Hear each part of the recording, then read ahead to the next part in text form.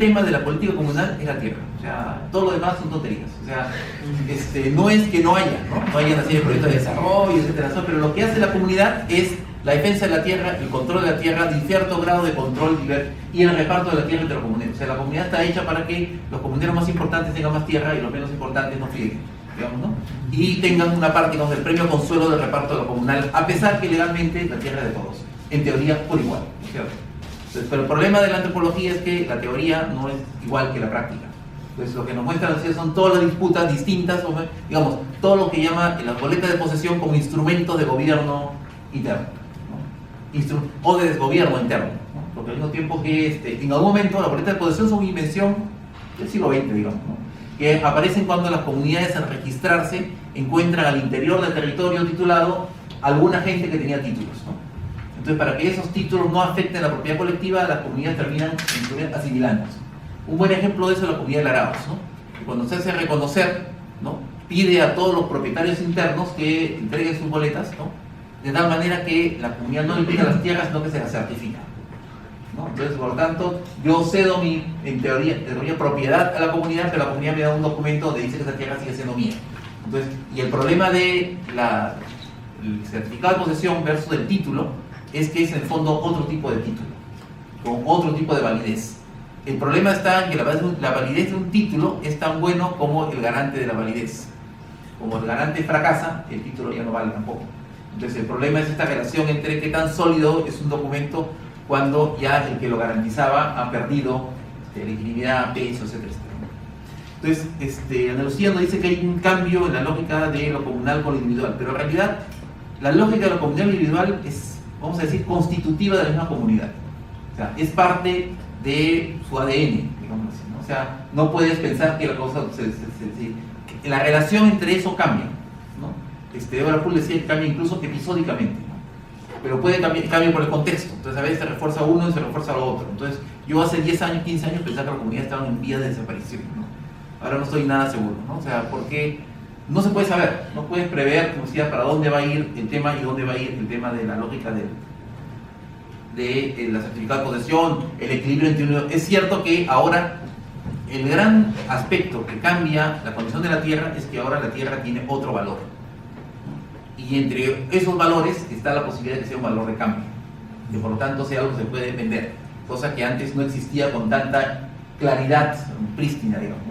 Siempre se pudo hacer, pero no se podía hacer con cierto grado de legalidad como se hace ahora. Entonces no es que la tierra tiene otro valor, y de hecho las tierras han aumentado de precio en todo el país en los últimos 20 años. Entonces, por lo tanto, ahora la tierra es algo que por último se puede especular, comprar, vender. Entonces los comuneros hacen lo mismo que hace Benetton, ¿no? O sea, adquiero tierra porque en un momento de repente va a valer algo, ¿no? Y en ese momento lo usaré o la venderé, ya veremos, ¿no? Porque criterios especulativos. Y ese es un proceso global. Estamos viendo cómo los procesos globales se incorporan a los procesos más domésticos locales, ¿no? Una última nota sobre el proyecto. O sea, el proyecto en realidad no fue que de pronto una ONG tenía interés, no, fue al revés. O sea, la gente que ha trabajado mucho tiempo en Catacaos, como yo, por ejemplo, o sea, había la posibilidad de que en un momento la comunidad se ordene un poco. Entonces, dado que jaló Julio More, entonces dijimos, bueno, vamos a tratar de conseguirles un poco de recursos para que traten de ordenar su casa, ¿no? Entonces fue lo que hicimos, ¿no? O sea, y conseguimos un poco de recursos. Entonces, para contar al final del cuento, no nos pusimos de acuerdo, entonces ese proyecto se ha hecho en otra comunidad. Entonces, por supuesto, el interés del CIPCA y del CICEPA y de la ILC no era que de pronto ayudemos solo a Catacaos. O sea, el problema era ayudar a Catacaos para poder construir un modelo interesante de gobierno comunal que luego podamos, entre comillas, exportar a otras comunidades, ¿no? Entonces, y desde ese punto de vista no ayudamos a Catacaos, pero creemos que de repente podemos ayudar a otras comunidades de Bosque Seco en esa misma línea, ¿no? Entonces, y para terminar, lo interesante de los tres casos es que nos muestra primero distintos sujetos de la política. O sea, cada ámbito de lo político maneja una cosa política distinta, ¿no? Cada una de ellas maneja un distinto conjunto de recursos, un distinto conjunto de acciones políticas, un distinto conjunto de acciones y una distinta historia y un distinto imaginario. Distintas cosas que están en juego. O sea, entonces el simbolismo, digamos, Catacaos, las dirigencias no solo tienen que lidiar con las posibilidades actuales, tienen que lidiar con su pasado, ¿no? Que como bien dice Ábeles, se puede realizar en el presente en cualquier momento, ¿no? De tal manera que uno puede jalar cosas del pasado y convertirlas en cosas presentes y en una especie de movilización. No importa si el pasado fue de verdad así, cuando digo pasado, intentamos memoria, etcétera, ¿no? Una cosa. una lectura más complicada del pasado. Entonces, en esta lectura todo esto puede mezclarse al mismo tiempo. Entonces, los tres elementos tienen su propia memoria.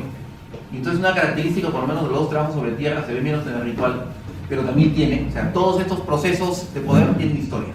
O sea, no existe el proceso de poder completamente sincrónico. O sea, la sincronía es, digamos, es enemiga del poder. No existe esa posibilidad.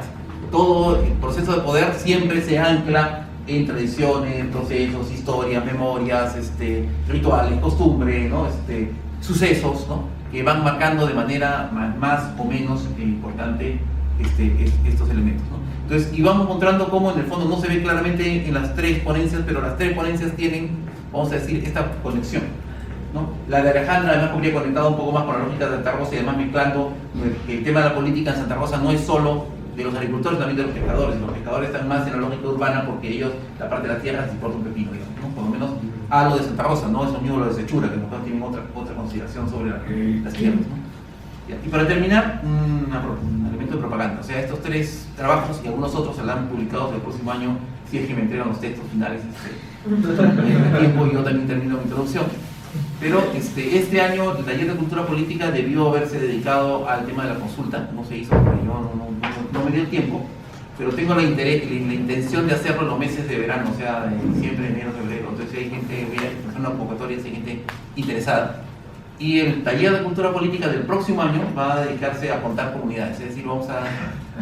No, contar es un decir, o sea, empezar a mirar las diferentes formas de registro de comunidades y qué es lo que he ido registrando a lo largo de la historia, ¿no? Incluidos los directorios, la lista del CINAMOS, el censo agrario, ¿no? Para ver qué significa los cambios de comunidades, qué tamaños tienen, dónde se concentran. Eso puede ser un trabajo bonito que además probablemente lo coordinemos con la gente del IEP y con otra gente más. Y todo el mundo del ritual, el espacio de los rituales de agua es un mundo central en las lógicas del poder, vamos a decir así, antiguo, ¿no? Y también en la lógica del poder nuevo, digamos, pero con otras reglas, ¿no? O sea, hay un libro muy viejo sobre Cusco, sobre las investigaciones de Yucay, que ilustra bien el problema. Se llama Aguas y Poder. El agua es poder, ¿no? Y el agua es poder en distintos sentidos, ¿no? Entonces, porque el que tiene, en un mundo agrícola, el que tiene agua riega, y el que no tiene agua mira, digamos, ¿no? Entonces, y si no tienes agua, te arruinas, tienes que cambiar. Entonces no puedes hacer un mundo agrícola sin agua. Tú puedes cambiar las tecnologías, el reparto, las reglas, etcétera, pero el que gobierna el agua, ¿no? Gobierna el mundo agrícola. Y eso es lo que estamos viendo cada vez de manera creciente en buenas partes del país. Lo interesante entonces es cuando los alcaldes para antiguos de la colonia y luego de la república empiezan a ser perseguidos por el Estado y a desaparecer, ¿no? Muchos se convierten en el ritual, ¿no? Pero uno de los pasos donde se convierten, digamos, donde se atrinchera una parte de este poder tradicional es en el agua, ¿no? Porque el agua no es solo poder cultivar. El agua, y eso es interesante en el caso de los rituales, es también, vamos a decir, poder simbólico y poder sagrado, ¿no? Entonces hay toda una serie de discursos sobre el agua que en muchos espacios todavía tradicionales se encuentran mezclados con todos los trabajos técnicos de que hay que limpiar las sequías, ¿no? Pero tanto como hay que limpiar la sequía, hay que asegurarse que haya agua. Y para asegurarse que haya agua hay que hacer una serie de ritos propiciatorios. Y los ritos propiciatorios en todas partes son ritos de abundancia. Entonces por eso ven que todos los oficiales del ritual están llenos de, no sé, fruta, papa, pero también ollas, botellas de agua, etc. ¿No? Tiene una especie de noción de abundancia un tanto más compleja, ¿no? Y dentro de eso toda una lógica de distintas jerarquías, ¿no? Entonces en el caso del ritual del agua es interesante porque además combina jerarquías hereditarias con jerarquías elegidas, ¿no? Y no se ve tanto en la representación de Einer, pero también hay una serie de vínculos subterráneos, pero evidentes, ¿no? Entre lo que son los rituales de agua y los municipios, ¿no? Porque los municipios, estas son comunidades que viven del agua, o sea, son comunidades en las cuales el secano casi no existe, o sea, ahí el agua lo es todo. Entonces, y el agua es la vida del distrito, y el distrito lo maneja el alcalde, entonces el alcalde tiene que ver con la fiesta. La idea es que existirían espacios territoriales en los cuales el ámbito del municipio coincide con el ámbito de la municipalidad y sin embargo la población puede no ser la misma. Entonces las lógicas de organizar el juego político puede estar más o menos relacionado.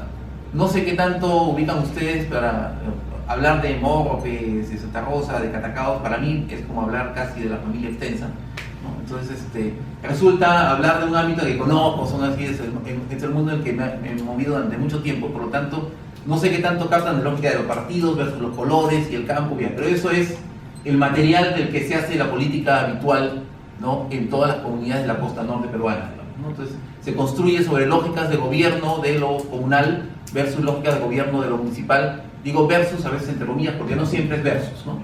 A veces es con, a veces es en efecto contra y a veces es depende, ¿no? Entonces, y eso es lo que nos está mostrando justamente Diego, las diferentes formas de relación que dependen de quién llega al poder, de cuál es el contexto político mayor, qué es lo que está en juego en la disputa por el poder interna. Entonces todos estos colores, los cargos, son intercambiables dependiendo de cómo se configura la estructura política mayor, ¿no? Entonces sí hay una palabra central en esto que es la palabra facción, ¿no?, que por lo menos cuando yo estudiaba antropología no se usaba para nada en los cursos, ¿no?, pero el tema facción es un tema central. O sea, en un mundo que se complejiza cada vez más no se pueden dar las políticas sin las facciones, ¿no? Y la ventaja de la costa norte es que las facciones están ahí desde los años 40, ¿no? O sea, o antes, en los cuales son comunidades que desarrollan una lógica de lo político de manera mucho más compleja que una pequeña comunidad de Cusco, digamos así, ¿no?, en el sentido en que incorporan en lo que es la política comunal elementos que serían propios del lenguaje de la política municipal, ¿no? Entonces, son dos tipos de sistemas políticos en los cuales la comunicación puede ser, digamos así, más fluida, ¿no? En tanto que cuando se relaciona una comunidad chokja con el municipio, la comunicación siempre es más subterránea, ¿no?, por las razones de que no está manejando el mismo código político. O sea, en realidad los códigos políticos comunales y municipales en la costa norte son básicamente los mismos, ¿no?, a pesar que el sujeto y el motivo de la política es otro, ¿no? Y a pesar que los agentes del control político son también en algunos casos los mismos, como en Morrope, y en otros casos distintos, como en Santa Rosa, ¿no?